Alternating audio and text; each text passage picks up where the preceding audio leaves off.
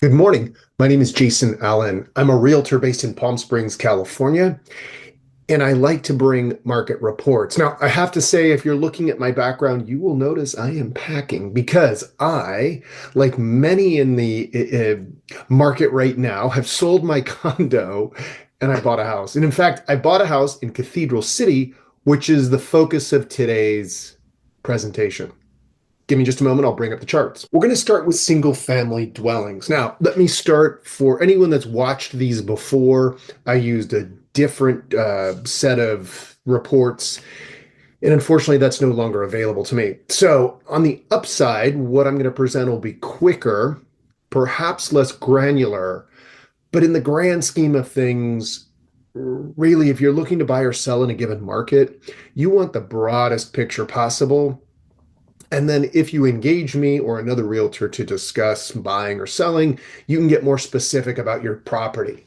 So I still will do it single family versus condominium since they are different animals. In this image, you can see Cathedral City is defined by this outline.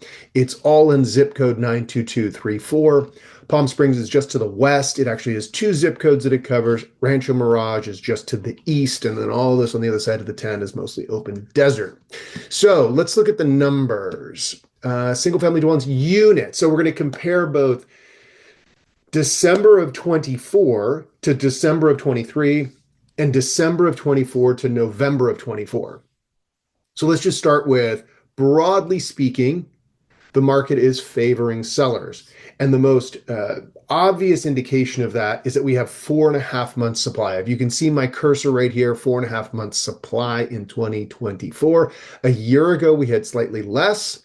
What we say is a balanced market is 6 months supply, meaning if no additional properties came on, the market, it would take about 4 months, 3 months, 6 months, whatever it may be, to absorb all of those listings. November, we had about more balanced market, 6 months worth. So that's a percent change of about 28%. So moving the needle towards sellers and away from buyers. Having said that, we also want to look at another indicator, which is median sales price. That's the house right in the middle. Half of the house is sold above, half of the house is sold for less. And that went up year over year. And it also went up November over December. 0.4% from November to December, but that's the trajectory sellers want to see, not the trajectory buyers want to see. And this, by the way, is against a backdrop of higher interest rates. So what this could suggest is that buyers who need to buy a house are doing it regardless of what the financial circumstances are. Meaning, if they can afford it, they're going to just buy as opposed to waiting for interest rates to drop, which may not actually drop, according to what the Fed has been saying. So we'll see.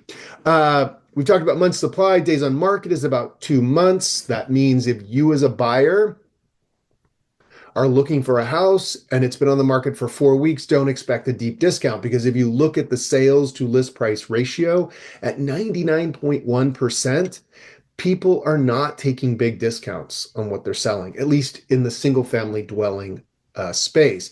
Now, they may have taken a price reduction at some point. That's what the 95.6 here is. It's still less than 5% off of what they were originally asking. So many sellers are coming on the market at their magical number or a number tied to a previous market, waiting on the market about 30 days and then maybe taking one price reduction, after which they get that, almost all of that lower price. Now, other sellers are coming on at the lower price, going into contract quickly, or not quickly, but at least getting their full price. There were 31 new listings. Last year, same time, 36 listings. Previous month, 66 new listings. Just means that their buyers have more choice. 50 of the 66 went into contract. And then we just see here in this little needle, favors sellers. Okay, I'm going to skip past the chart, go into condominiums. Let me just scroll down here and show you. Here's the map, same map. These green dots are condominiums for sale, clustered in developments. The previous map for single family dwellings showed them spread out, showed listings spread out a bit. So unit sales in 2024, December 6, previous month was 7. In 2023, there were 8. Now, median sales price, that's the house right in the middle, condo right in the middle, half sold above, half sold below. You can see where year over year, the price of a condo in Cathedral City has gone down. Previous month, it was at 370. So I don't know that I would invest a lot in the 341 as a trend. Um, if anything, if we were looking at this in November, you would say it's gone down, but not significantly over a year ago. Inventory is at 77 units. Previous month, November of 24, was 79 units. We're at basically the same number of supply of inventory.